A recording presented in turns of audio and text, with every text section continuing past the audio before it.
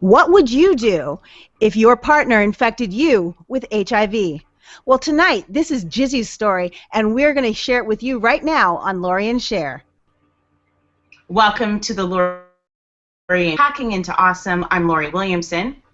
And I'm Cher Jones. And if you don't know, Cher and I are cousins, and we host this weekly Google Plus Hangout where we talk to absolutely amazing people and literally hack into what makes them awesome. That's right, Lori, and we are super excited for tonight's guest. And if you guys are out on social, you know we are pretty social. In fact, you can find us pretty much anywhere. So you can get social with us on Facebook, Twitter, Instagram, YouTube, Google+, all at Lori and Cher. And, of course, our crack ace producer, associate producer Adriel Smiley is tweeting live with you guys right now. So make sure when you're out there, you use that hashtag Gizzys Story, and we'll find it. We'll find if you got any questions. We've had a lot of traffic on our Google Plus invite page. A lot of people are asking questions. A lot of people are identifying with tonight's story, which is Gizzys Story. So make sure you use that hashtag, be a part of the conversation, and be a part of this wonderful community. Absolutely. Cher Jones, tonight is a huge topic. I don't think that we've ever tackled anything like this before. It's the topic of HIV, which really, you know, we have this young, brave woman who's coming on to share her story, but it is a story that anyone could have.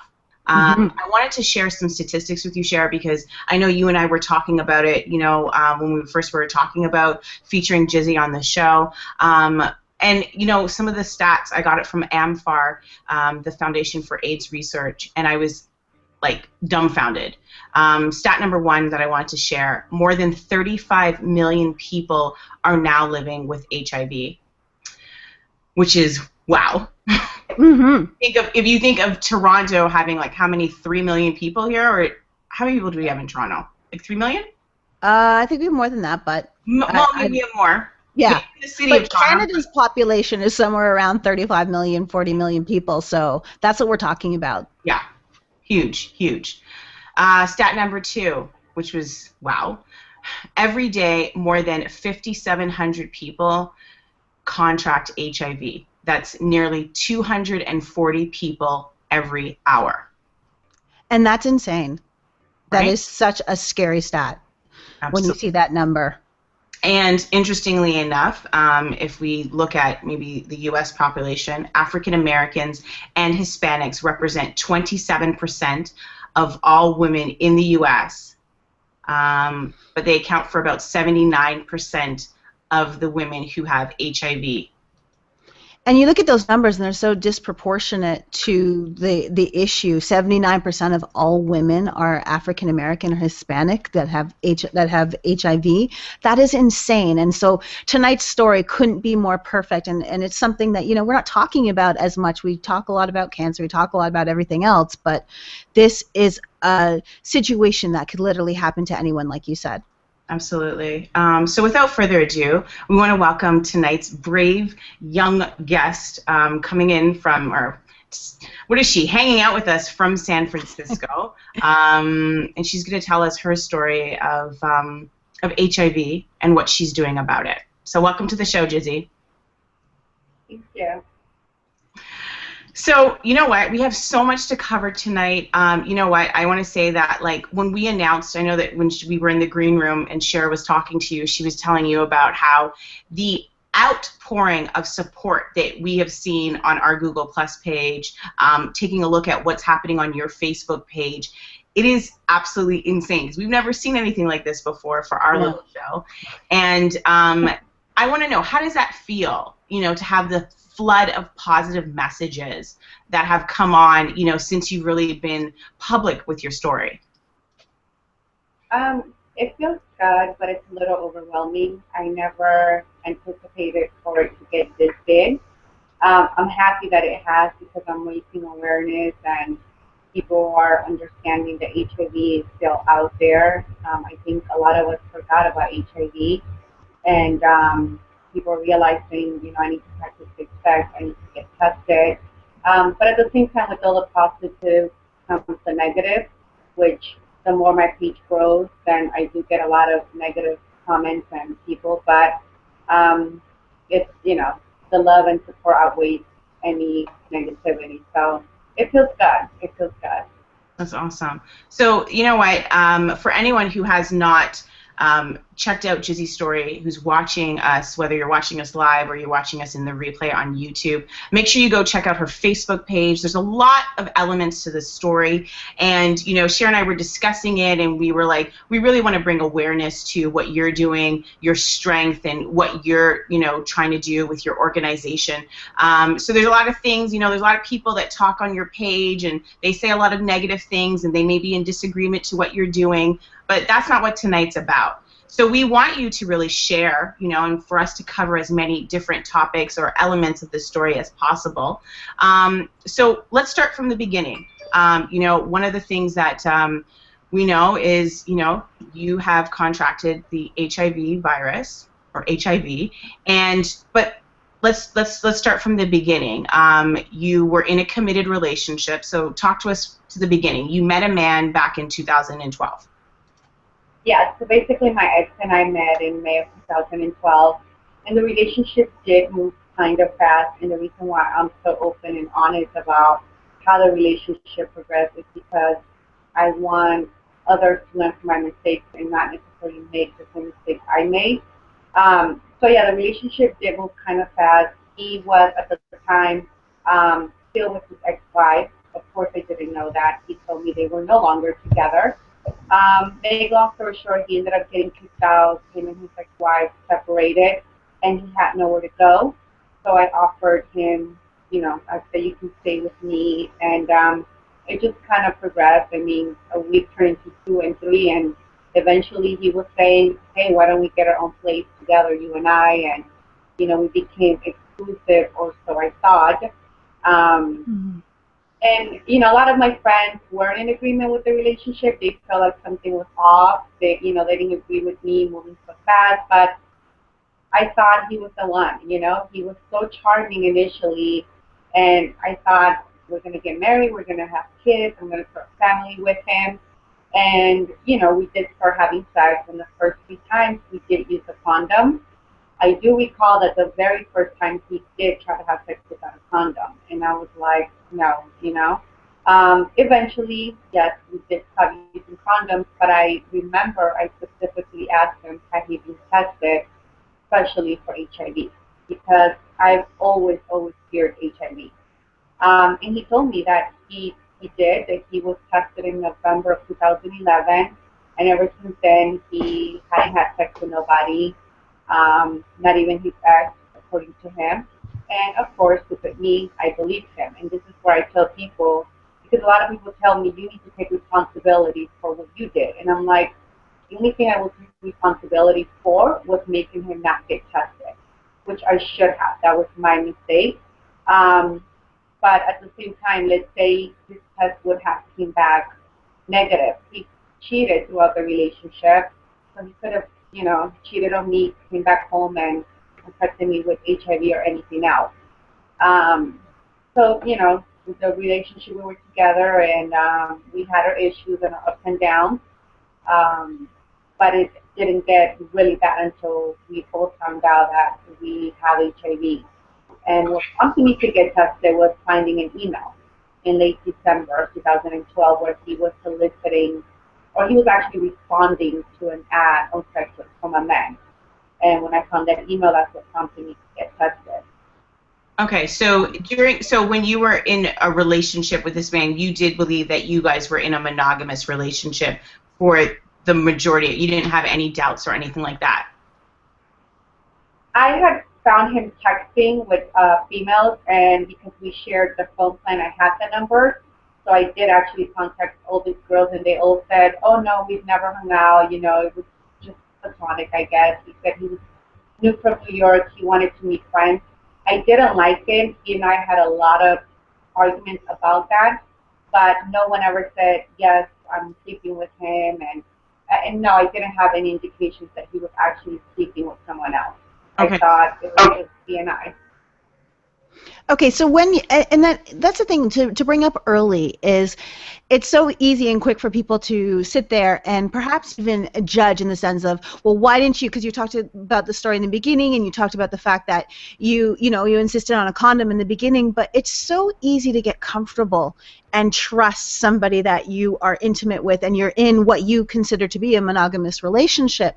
So that's one of those things that, you know, when I was listening to just what you said there, it's like it's so quick to judge, but when you're in the moment, when you're with when you're with somebody in a relationship, it's so hard to default to always wanting to wear a condom. But I think that's what the strength in your message and what you're saying today is, that we do have to default to that resort of wearing condoms, and even, I guess, even after being tested, because you just never know. Right. You don't. Okay, so let's go back into it. So you said that you saw some kind of questionable behavior online, and that was something that made you want to go and get tested. Now, I know you mentioned something else. You said that you were always aware of HIV and AIDS, and you had been tested before. That's correct? Yeah, I used to get tested at least twice a year. And I, ironically, I don't know why I can't explain it, but I've always wanted to research and learn more about HIV. I knew about the symptoms. I knew about how it progresses from HIV to AIDS. I've been doing AIDS walk for the past 6 years now. Um, and I don't know, I can't explain why, but I always wanted to learn more. So even at some point, I remember if he had certain symptoms, like he was always sick. And I remember once asking him, "Do you have HIV?" This is before I found the email or anything. And he was like, "Are you crazy?" He's like, "Why are you always talking about that? Why are you always bringing it up?" I don't know, maybe somewhere in the back of my mind, I felt like something was off and I was at risk. I can't explain it, but I've always been intrigued by HIV and how there isn't a cure for it. So. Okay.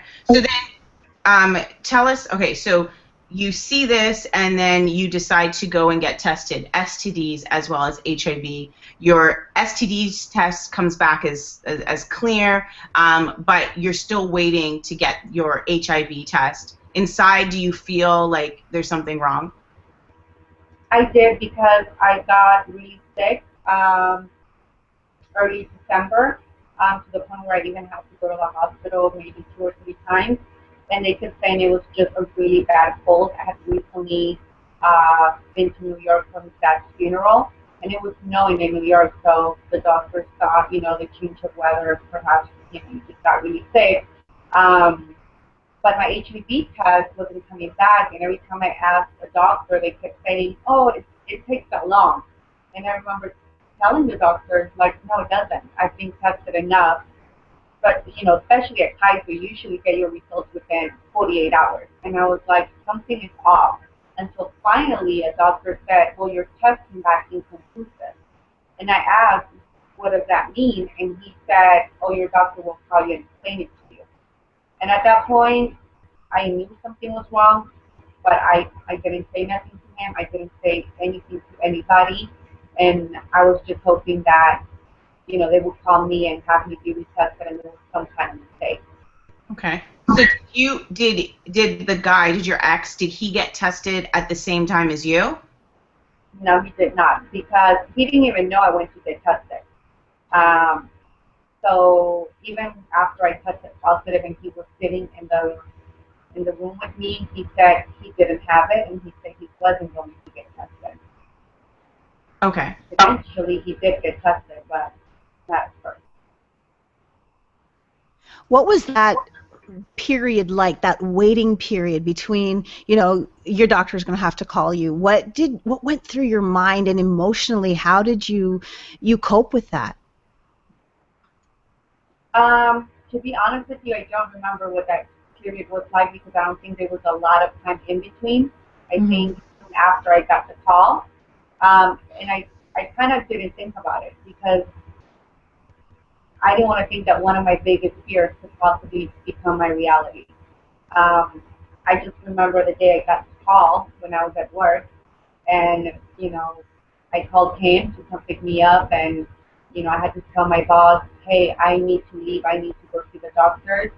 And I remember her saying, because she knew what happened with he and I, and she knew I had went and got tested, and she kept asking me, "Did your HIV test come back?" And I kept saying, "No, that's odd. It's taking so long." And I remember that morning when I told her, that I needed to go to my doctor, I remember her asking me, is it your HIV test? And I knew it was. I knew it was going to be positive, but I remember telling her, no, it's something else. Wow. So you're in the room, you find out you're HIV positive, he says it's not him. What's the moments like after? Like, you know, that you're looking at this man that you love, you now believe that he's giving you HIV. How do you handle that going back with him? Are you angry? Are you upset? What kind of emotions are you feeling in that moment? I think at that point, I wasn't really angry at him at that point. I was more ashamed. And I kept saying, how am I going to tell my mom? How am I going to tell my parents? Because I didn't want to deal with the, I told you so. You know, what were you thinking? And I just kept thinking like, oh my God, my life is over. I'm going to die. I didn't really get a chance to like get angry at him. We did have an argument, and I did ask him, you know, did you know, why don't you want to get tested? Who gave it to you? And he just didn't want to talk about it. He just kept saying, just let it go, Gizzy, move on with your life. And I was like, I can't, you know, I can't just walk around not wanting to know who did this to me. And I remember asking him, did you know? And of course he said no, he didn't know. And then he swore to me up and down. He even cried and swore to me that he had never cheated on me, that, you know, he didn't know what happened, basically. So in your heart of hearts, do you feel like he knowingly infected you, that he tried to infect you, like this was something he wanted to do, not that, you know, he just didn't disclose it to you, but that that was his intention? At some point, I thought, you know, maybe he really did fall in love with me, and maybe he was afraid to lose me, and that's why he didn't tell me. Initially, that's what I thought. Because I remember having a discussion with my mom, and even my mom said, maybe that's what happened. You know, let's try to forgive him. Maybe this will bring the two of you guys closer. You know, that both of you guys already have it. You know, hopefully something good comes out of it. So initially, yes, I thought maybe he did know, but he was too ashamed. He didn't know how to tell me. He was afraid to lose me. But thereafter, his behavior and how he started exposing more and more people is what completely changed my thinking to, no, he wasn't afraid to lose me. He's just out to get anybody he can. Because he's so angry with whatever he's angry at that he's just out to hurt anyone possible.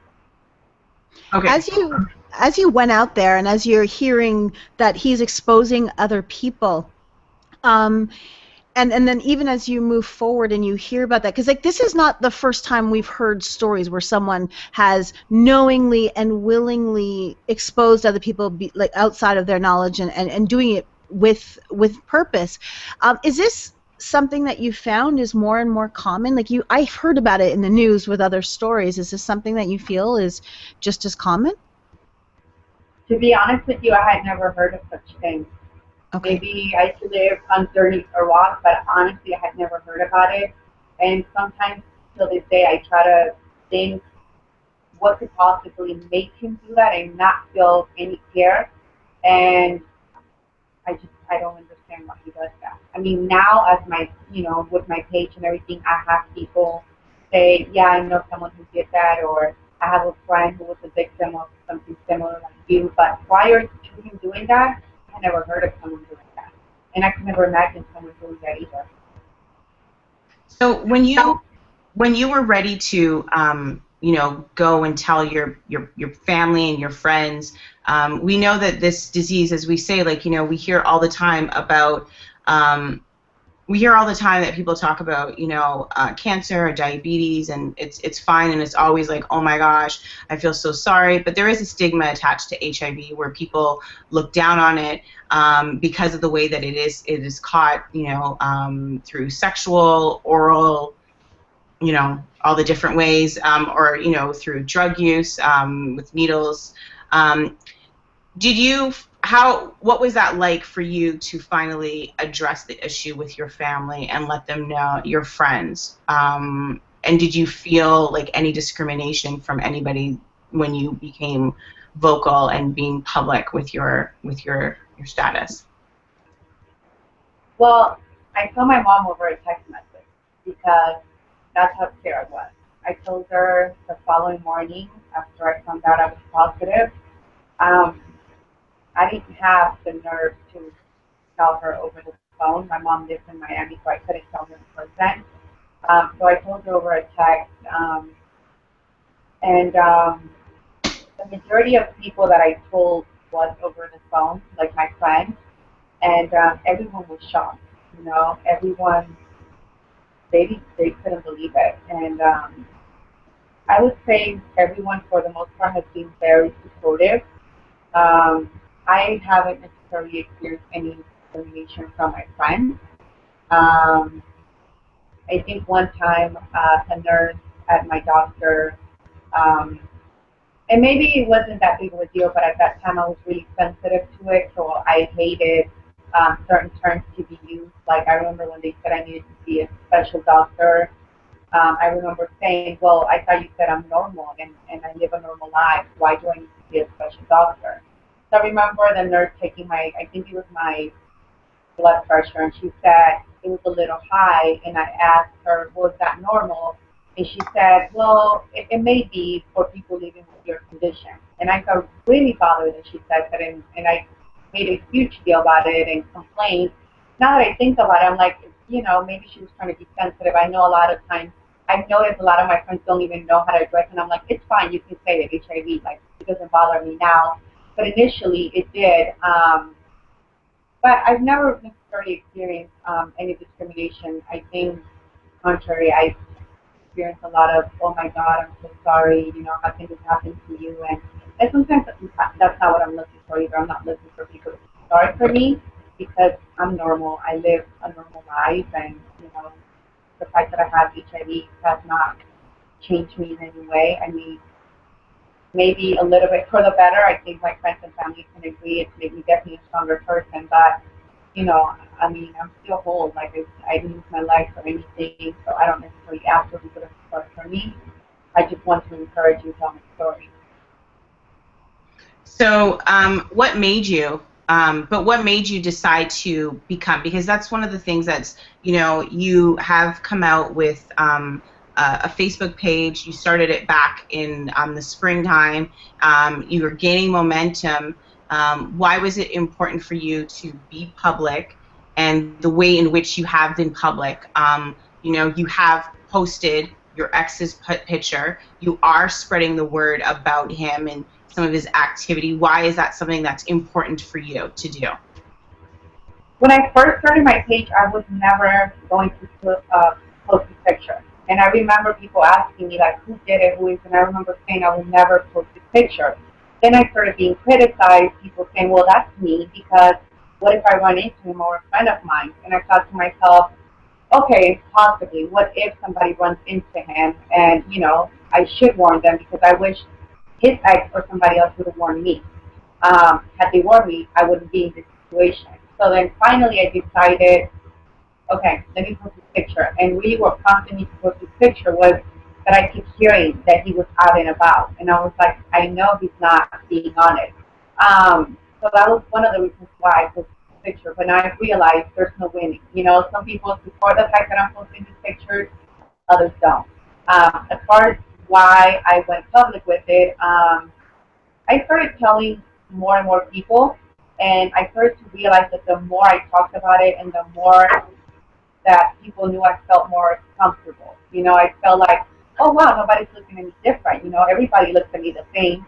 My friends still say I get on their nerves sometimes. I still argue with people, so no one's looking at me like, oh, poor thing.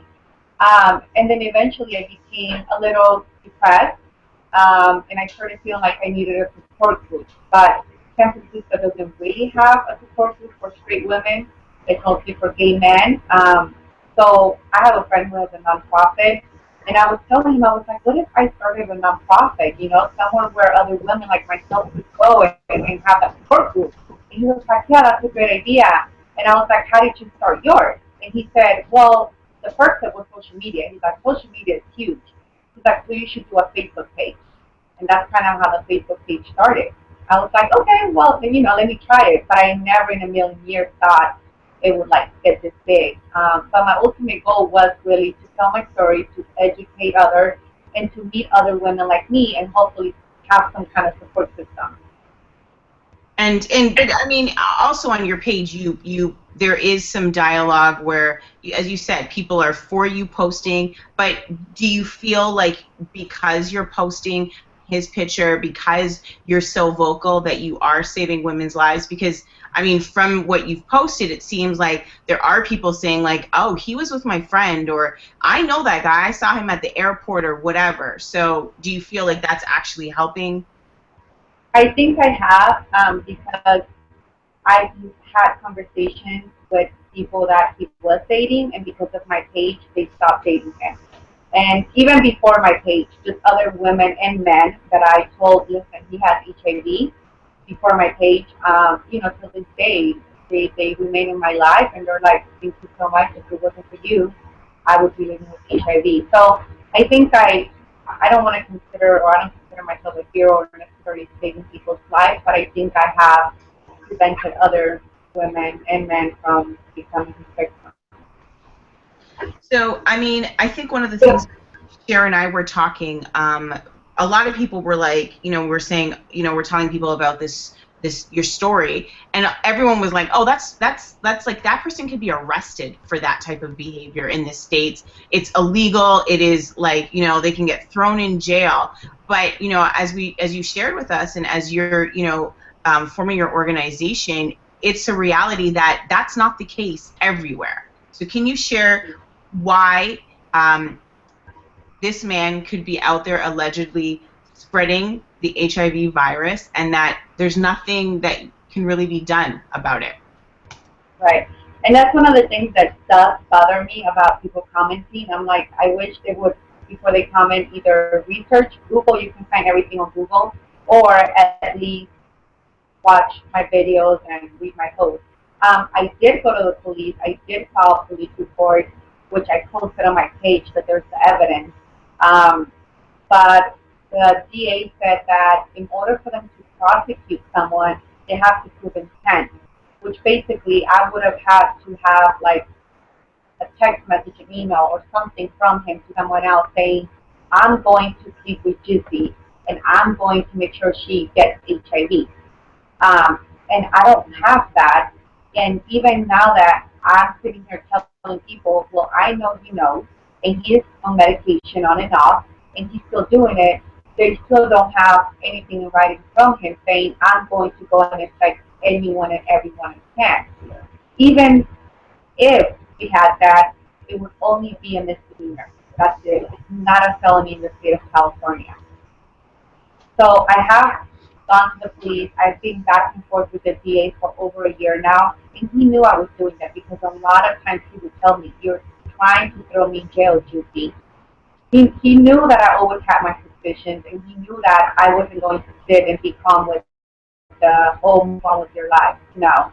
But unfortunately, I don't know why, but in the state of California, it's just not seen as a felony, which is why I started my position, because to me, it should be a felony. It is in other states. I think in about 32 other states, it is a felony, but not in California. So talk to us about your petition. We have it up there right now. Tell us what your mission is with this petition. People can go to change.org and find out. We'll put the link down below after the broadcast so that people can go and check it out. But why is it important, and what is it that you're trying to accomplish with your organization in this? I'm trying to hopefully change the law. I'm trying to hopefully make this a felony. Even if Randy doesn't go to jail for this, I don't want any more people to think that it's okay for them to go and have sex with or without a condom and not disclose their HIV positive status. Something that my doctors are always saying, oh, HIV is no longer a death sentence, and I kind of have to disagree with that. Although I live a normal life, yes, I can live a normal life as long as I'm on medication. But if at any point I go off medication, or if I don't have the means to pay for the medication, I could be dead in the next 10 years. So HIV still is a death sentence.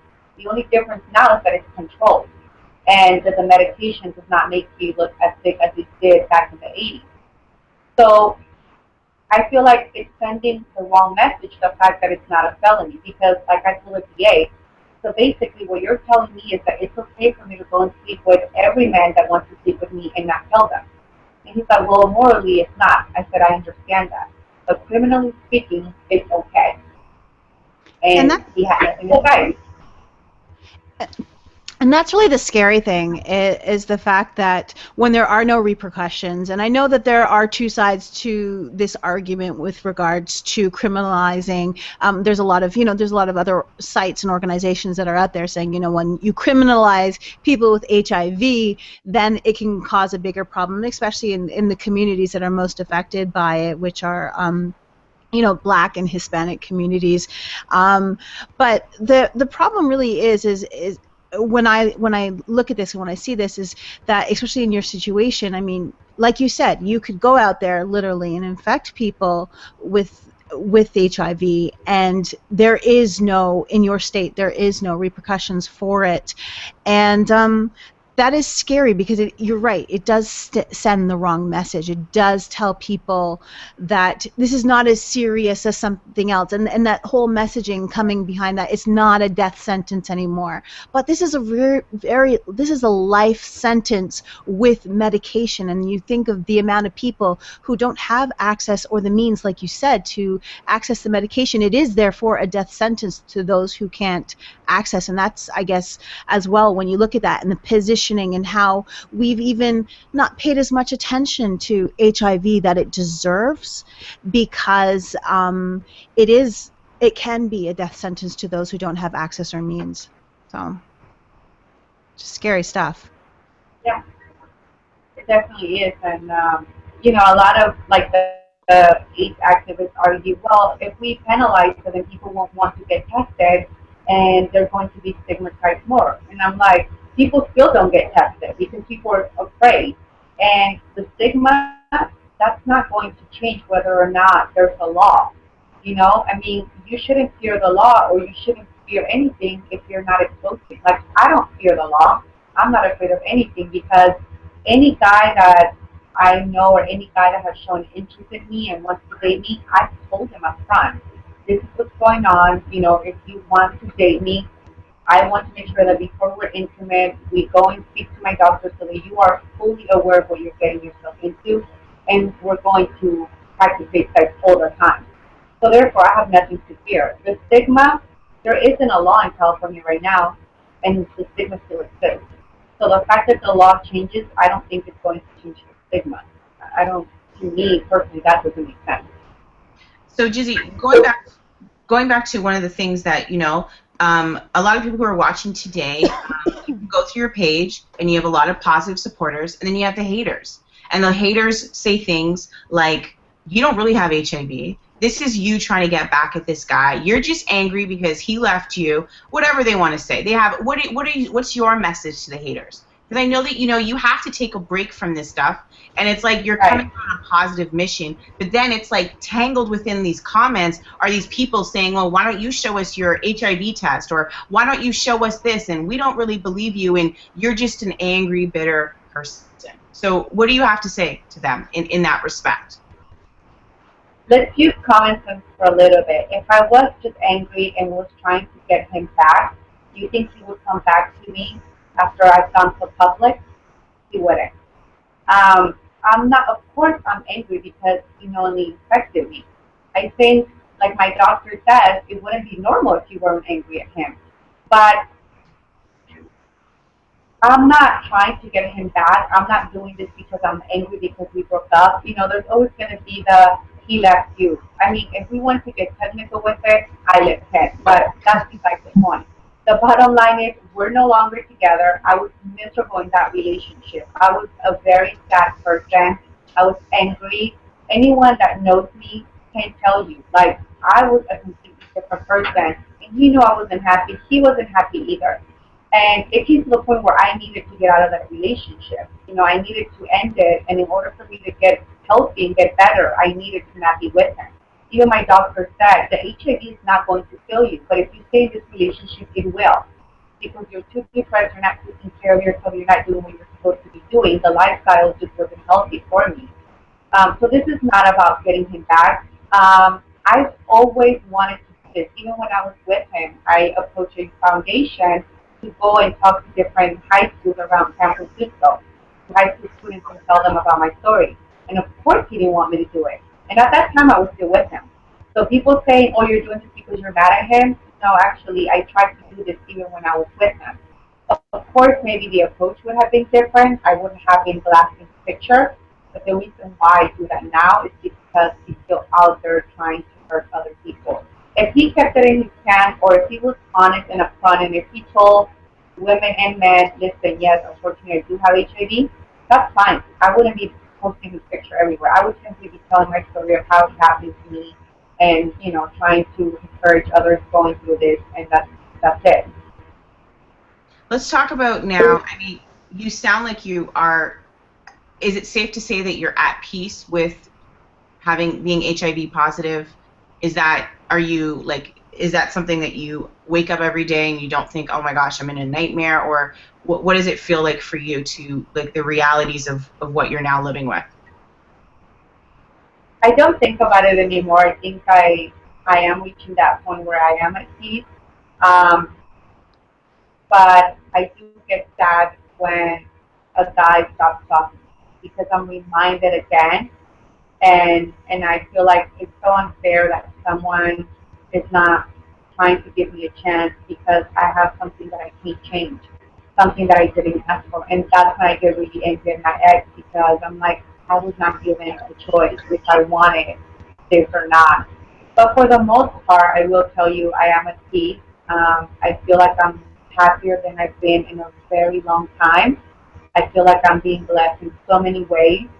And, to have the support of my family, my friends, and now everyone on Facebook, or mostly everyone, those are blessings, and that's something that money can't buy. And I guess in a way it's a blessing in disguise. This negative situation has turned into something positive. So can you explain to people what is HIV and what is happening to your body, and what the medications you're now on, like what that life looks like? So HIV is the virus that causes AIDS if left untreated. And basically, it's a silly, crazy little virus that starts attacking your immune system. It makes it weak, so you're more prone to getting sick. And as it goes untreated, it starts getting weaker and weaker, and your T4 cells, which is your white cells, which is what fights infections and all that stuff, they start to decrease. And the less T4 cells you have, then the more prone you're to like a flu. So once it gets to that point where you basically reach that AIDS level, a lot of people say, oh, he or she died from AIDS, and sometimes that person died from a cold, because their immune system was just so weak that they couldn't fight the cold. Like not too long ago, I had bronchitis, but it took me forever to get better, and I felt like I was on my dying bed. Possibly someone without HIV, it wouldn't affect them that much. As far as the medication, I'm relatively healthy considering that I have HIV. I'm super healthy. My white cells are, like my doctor says, they're beautiful. So they're like in the normal range. And sometimes I'm like, are you sure I have HIV? Because I seem to be really healthy. And she's like, no, you do. But considering that I have HIV, I'm looked at as very healthy. But there's the side effects from the medication, and the medication can affect other like organs in my body, like the pill that I'm on right now can cause kidney stones. And if it's not caught early, then obviously my kidneys can start to fail, and obviously I could die. So there's other complications. I may be healthy when it comes to the HIV, but the medication can affect other organs.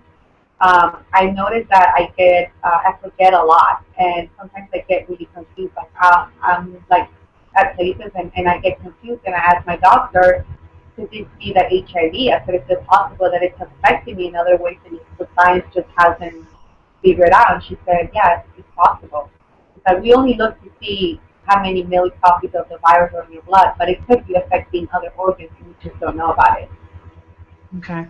So, I mean, not to get personal, but what things do you have to change in what you're doing? Because I remember watching a video of yours, and you were like, you know, when you were doing the feature piece for the Kaiser student, where you were saying, like, what's the reality of my future? Like, what do you think, like, whether you had HIV, whether you were HIV positive or you weren't, do you feel like your life is still going to carry out the same course? Like, you're able to have a child without HIV, that's correct?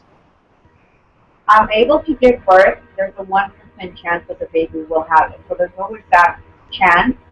But luckily, through my page, I've met a lot of women that are HIV positive, and they've shared with me how,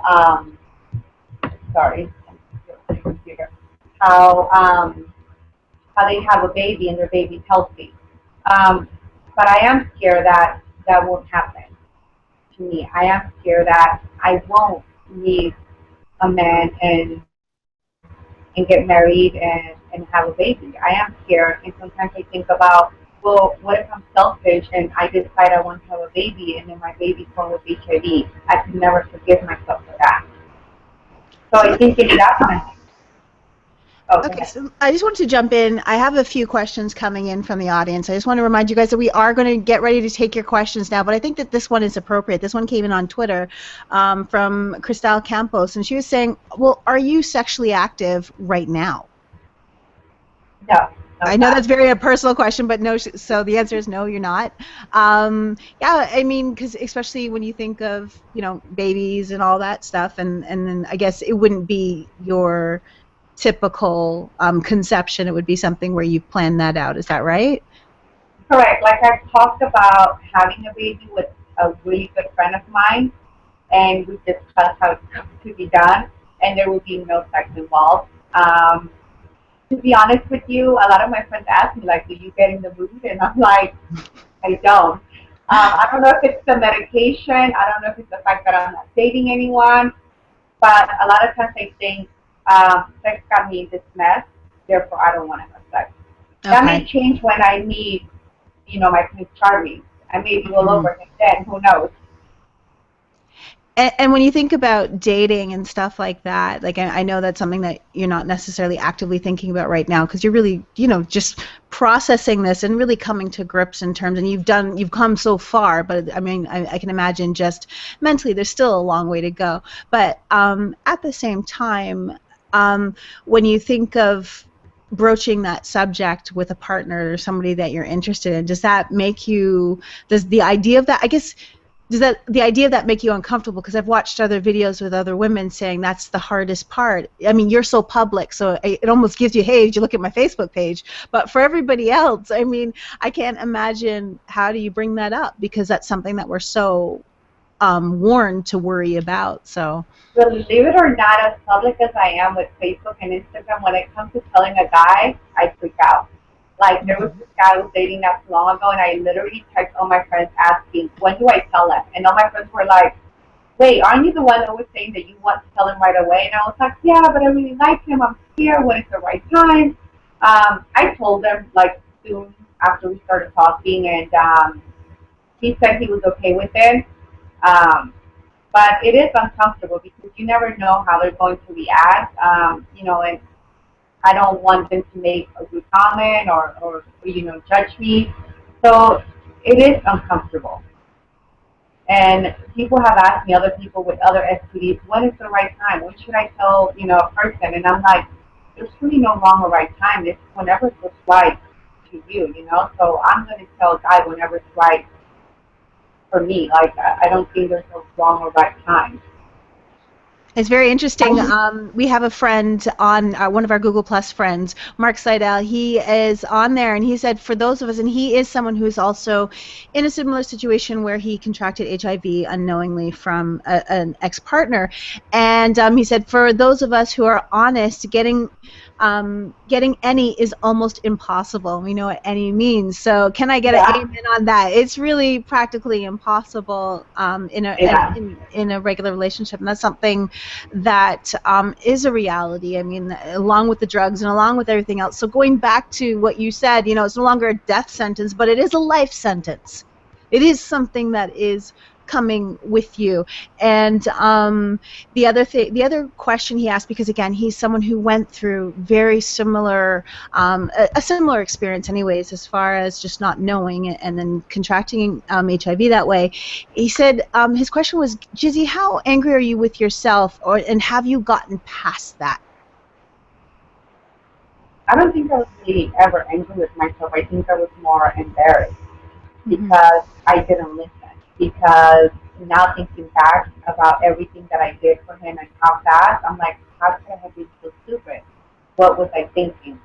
So I don't think I was ever angry, but I was embarrassed even now. You know, there's still days when I don't even want to think about it because I'm ashamed to think about how could I have let this happen to me? How did I not see all the signs? You know, what was I thinking? And sometimes I even tell myself, were you so desperate for love that you chose to like overlook all the red flags? You know, but sometimes I just try to forgive myself, and I'm like, you know, it could have happened to anyone. He's a good con artist. I gotta give that to him. He's excellent, and I'm not the only person who's con. So you know, it's just happening out there, and people think he's just this amazing guy, and they just fall for it. You know what, Gizzy? Yeah. One of the things is like we heard your story, and I mean, I saw it on Instagram and I was like, oh my gosh. So I'm like, let me go over to the Facebook page, and just hearing what you're saying, like, you know, were you like desperate for love and the attention, you overlook things? You know, the reality is, I don't know anyone who can't say that they haven't been in a situation when it comes to their partner where, you know what, it might have been a regret or something. It's just unfortunate that in your situation that you know, it was the wrong person. It was just the wrong cocktail of a situation. But I mean, you are so strong. You are so brave. I mean, like, I'm watching you here, and it's like you seem to fully be present. You know.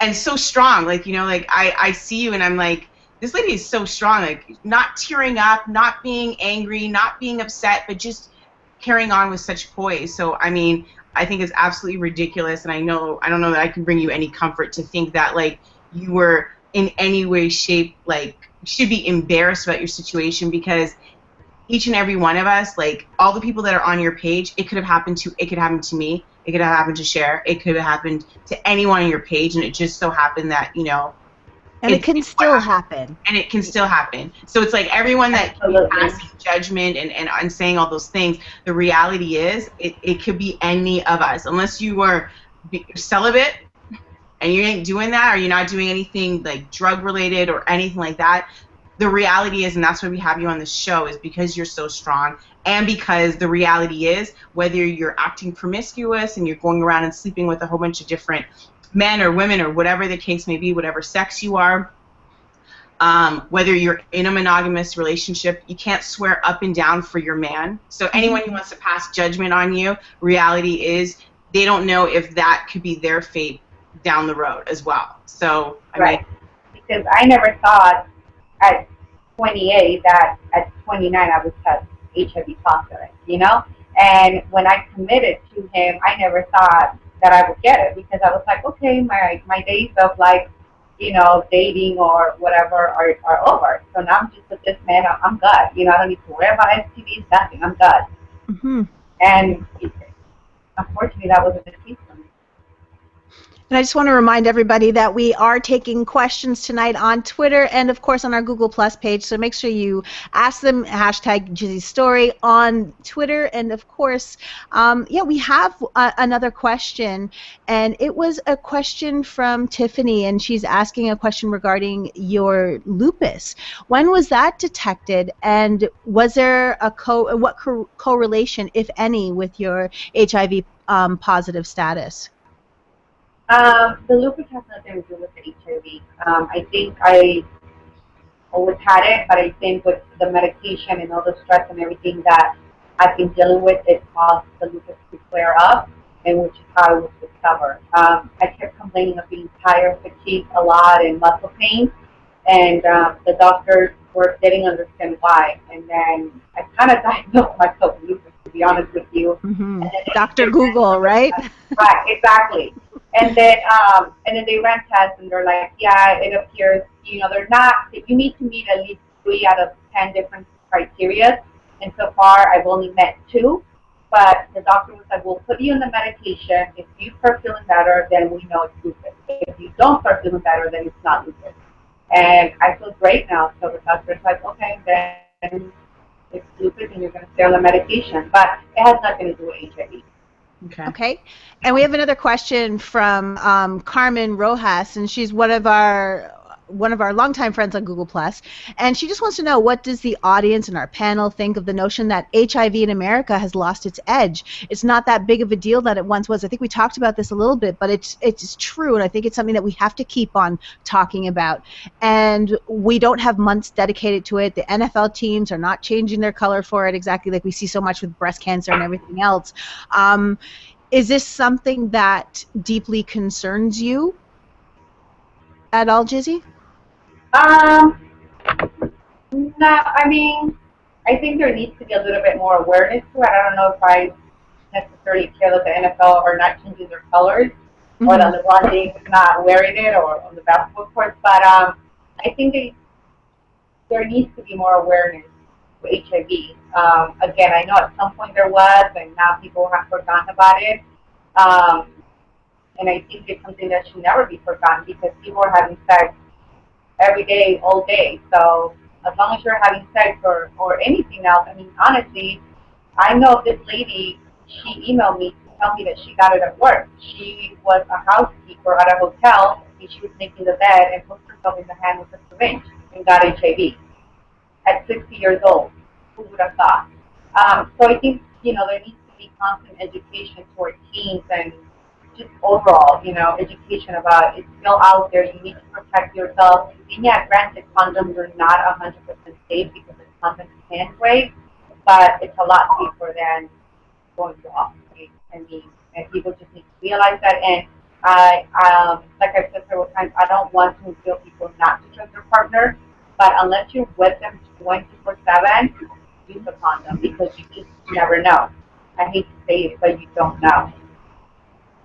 And I think it's better that we have that discussion, and maybe it's something that it becomes a little bit more robotic and less emotional, in the sense that it's just something you do. When you get your physical, we also get our HIV tests. And I think that if we can destigmatize it, because I'm married, I've been married for 13 years, and I mean, this is something that hasn't come up, but maybe it's about taking the emotion out of it and just saying, along with our physicals, along with the PAP, get the other tests and just keep it moving, so that it it builds on that trust, as opposed to something like that, because I think we have to have that regular conversation.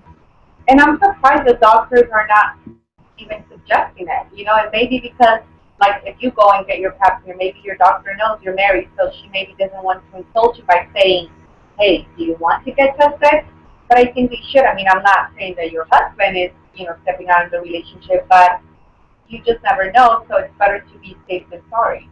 Because a lot of times people don't even know they have it, and then that's how it can progress into AIDS. I mean, you may find out when it's a little too late. Even, I believe, right now I'm checking out the page, and there's a ton of people that are watching saying, like, wow, Gizzy, you look gorgeous, you look beautiful.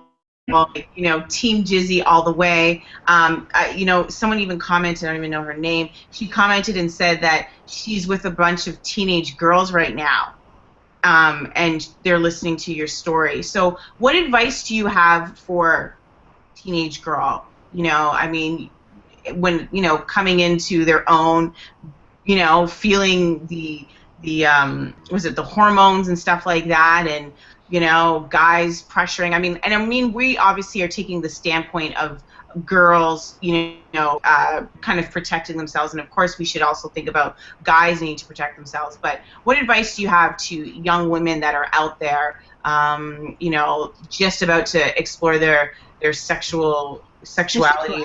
Yeah. Definitely have the talk. I understand that it can be an uncomfortable talk to have with someone that you're interested in, and you may fear, oh, you may not want to go there with me anymore.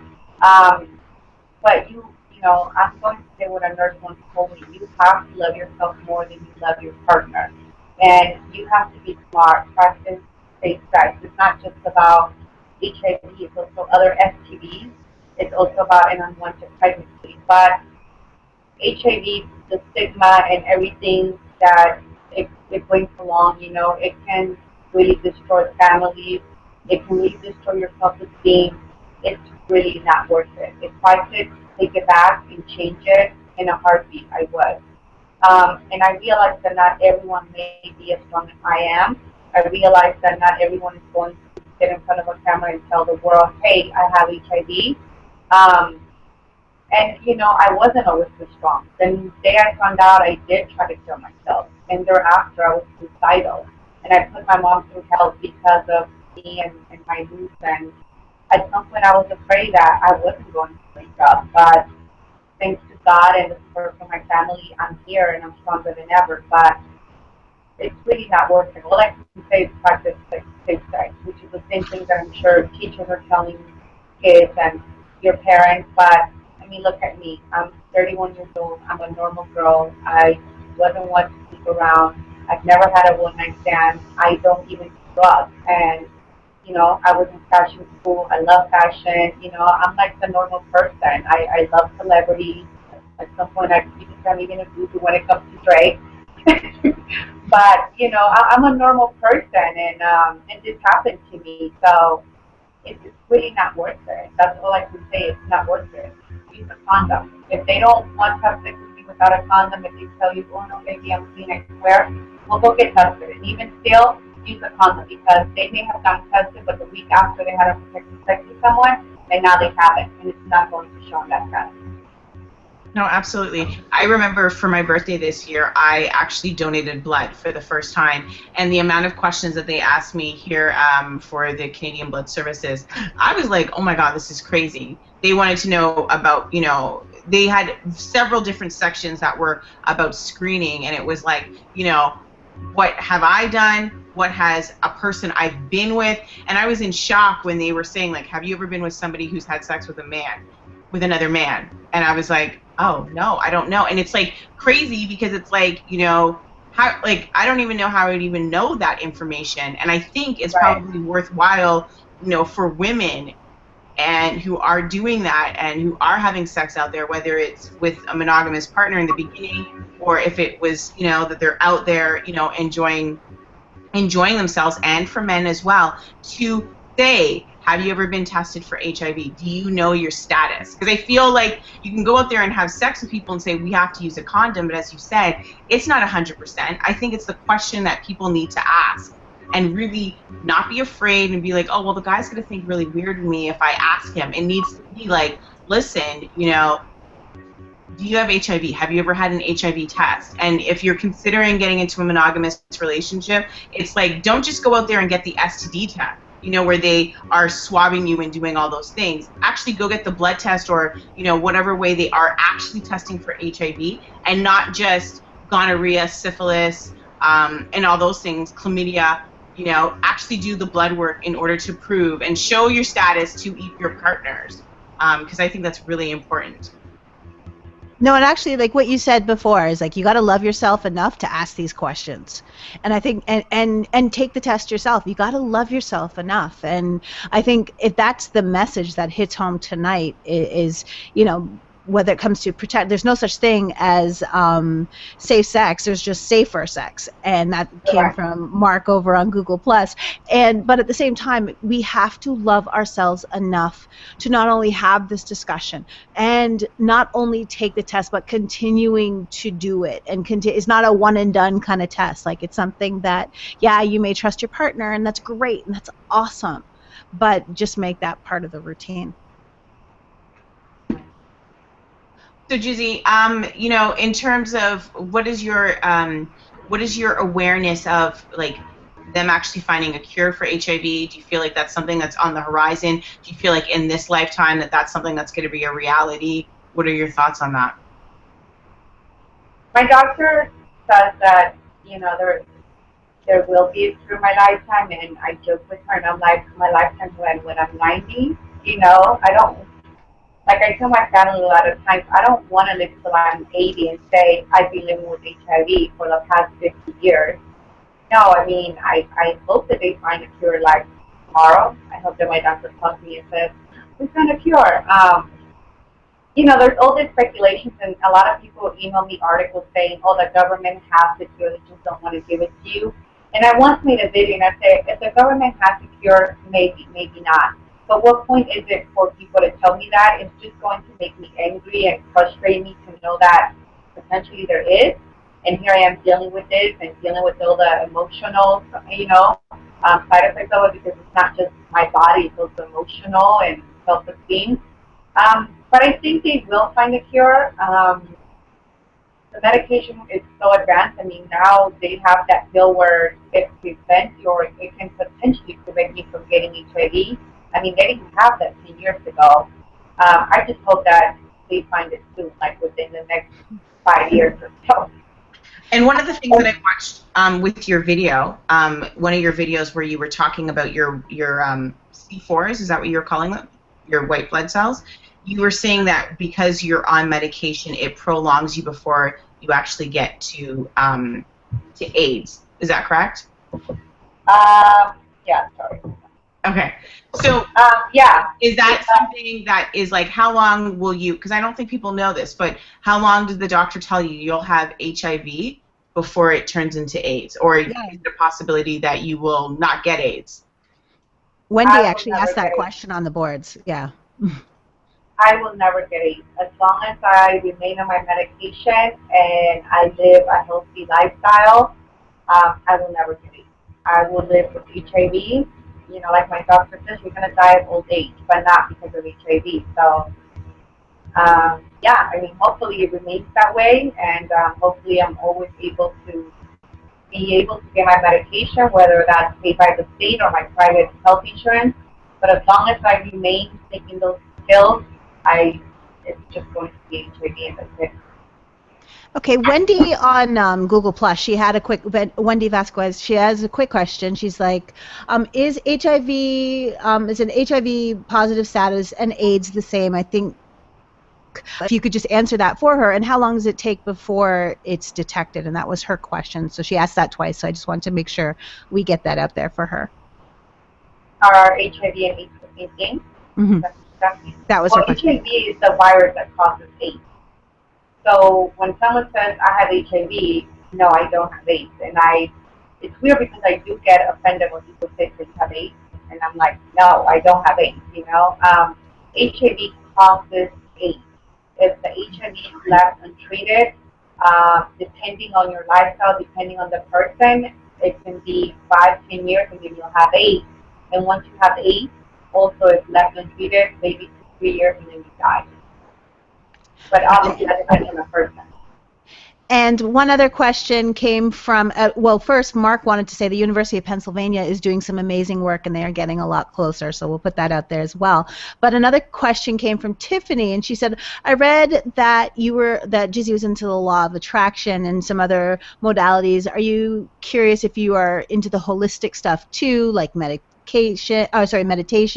and Reiki? She's like, disclaimer, traditional medicine is just as important. She's just wondering if you're into anything else in order to treat and deal with what you're dealing with. I am into the whole law of attraction, which is sometimes I wonder if my wanting to learn more about HIV attracted Randy into my life. And I know this may be a little much for some people, but I do believe in the law of attraction a lot. So now more than ever, I try to be as positive as I can, and I try to be really careful with the things I say and my thoughts. But as far as holistic meditation, I don't really believe in it.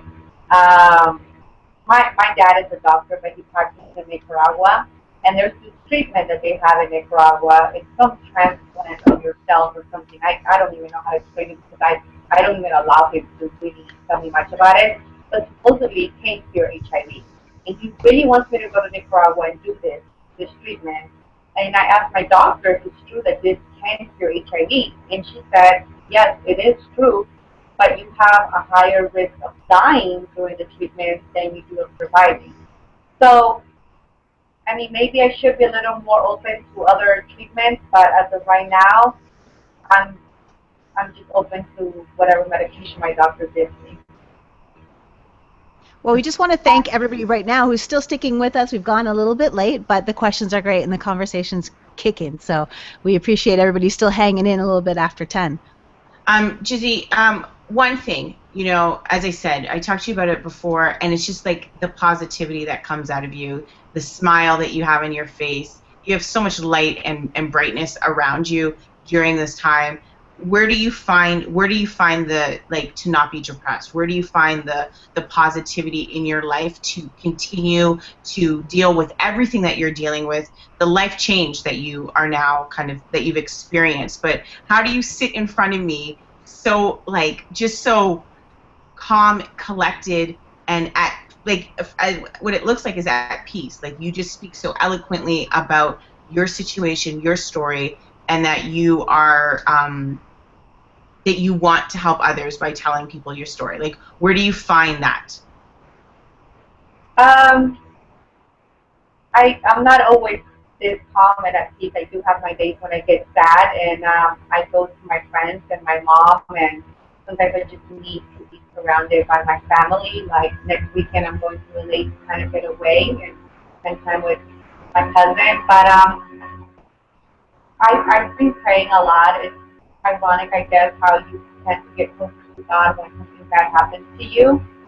So I'm not religious, but I am spiritual, and I pray a lot, and I read a lot of the Pastor Joel Osteen. That's his last name.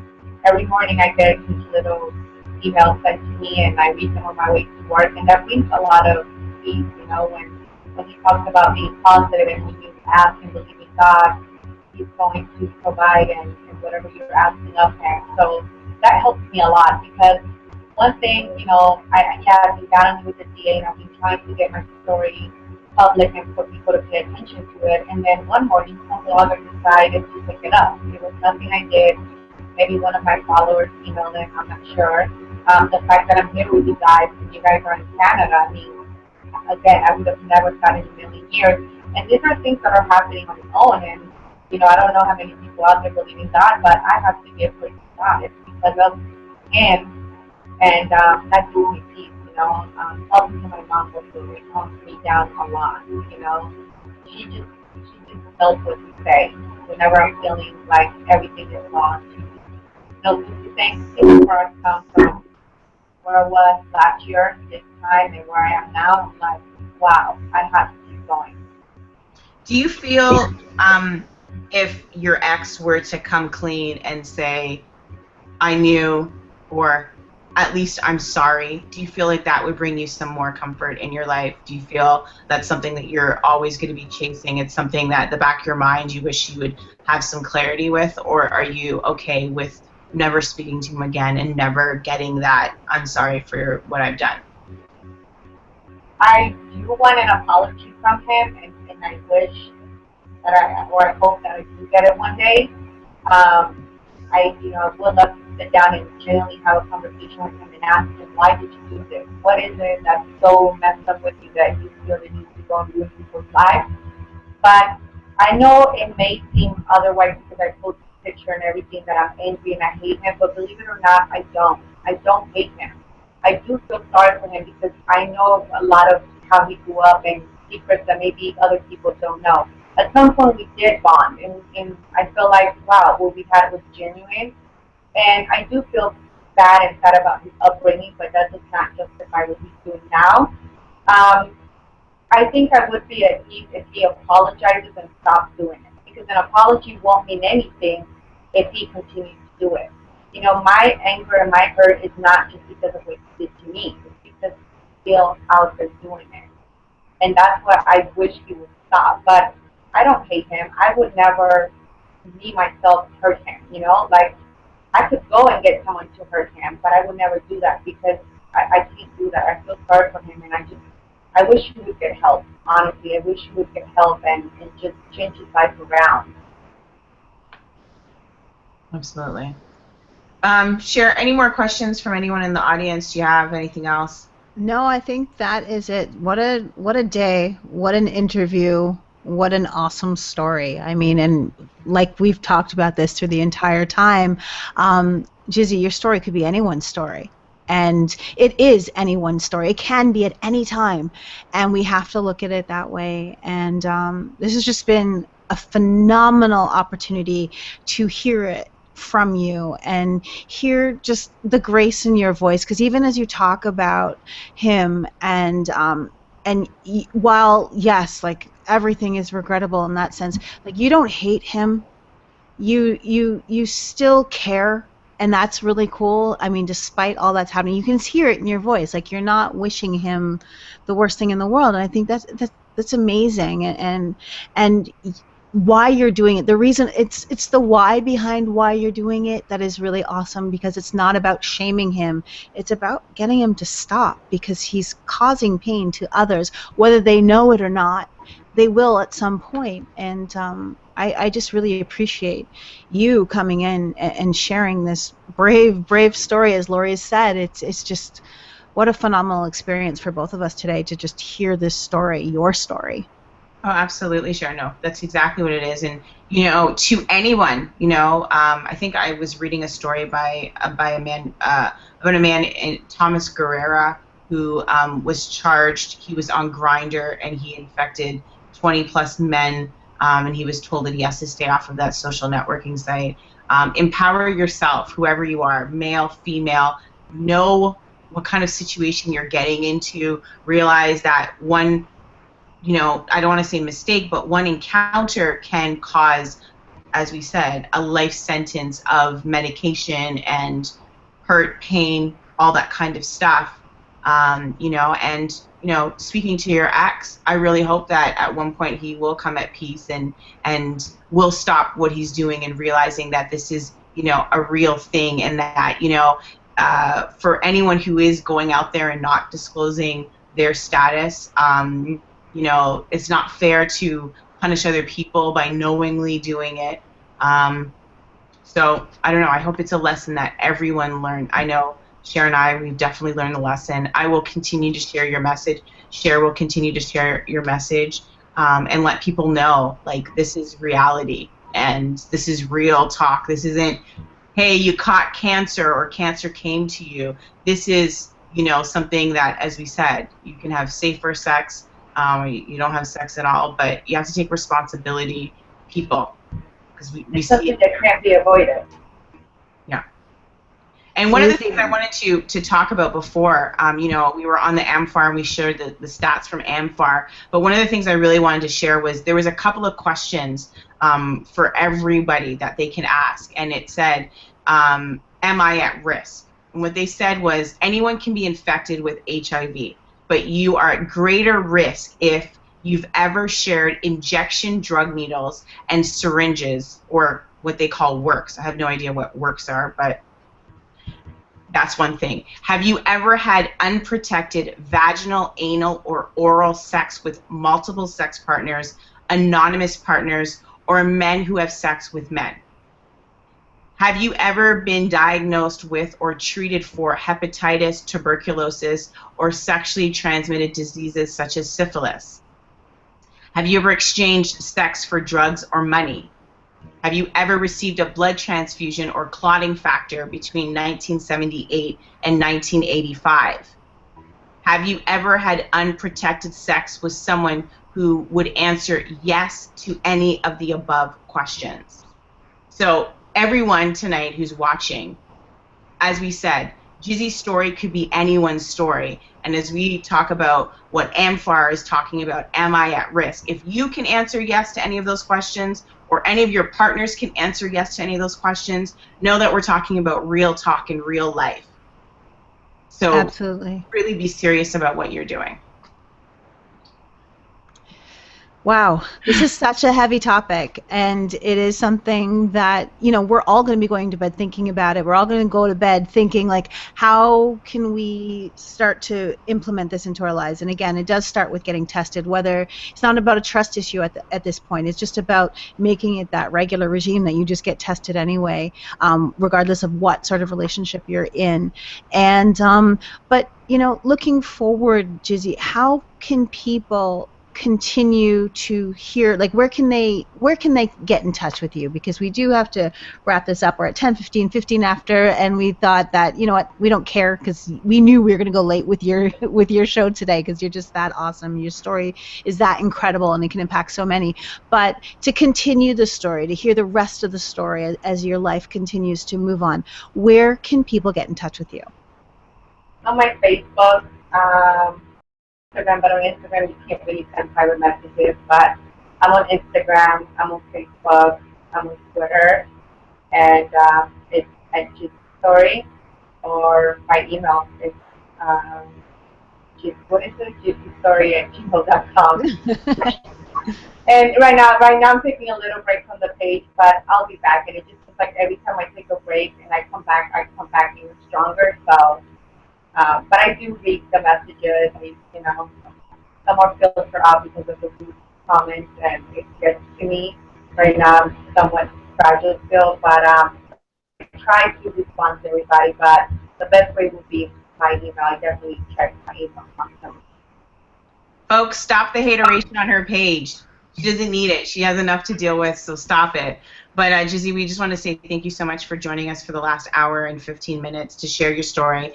I love your bravery. You are living a life of inspiration. So, you know, if you were chosen and this is the cards that you were dealt, know that, you know, whatever, the higher power, God, knew that you're the vessel that's going to go out there and you are going to share what it is that you know, and you are saving lives. I know for a fact that someone is hearing your story and is taking extra precautions, or someone knows who your ex is and could have gotten involved with him. So I'm confident in knowing that you are saving lives, and, you know, kudos to you, and I wish you nothing but light, love, positivity, Cher and I both, and we feel blessed to have you on our show. So thank you for being so open and honest and sharing your story and answering our questions. So thank you so much for that. We really appreciate it. And we just want to thank everybody. If you are watching this right now, we had so many stay on for the extra 15 minutes, and we want to thank you for watching. So make sure, you guys, if you like what you saw, you know there's a lot more awesomeness where this has come from. We are always on the hunt for finding amazing stories just like Gizzy's. So make sure you subscribe. You can also check us out on our other home on BuyBlacks.com. And, of course, if you get a chance, watch our last show, which is Girls Just Want to Have Funds and Not Debt. So thank you so much for watching, and we look forward to seeing you next show. Bye, guys.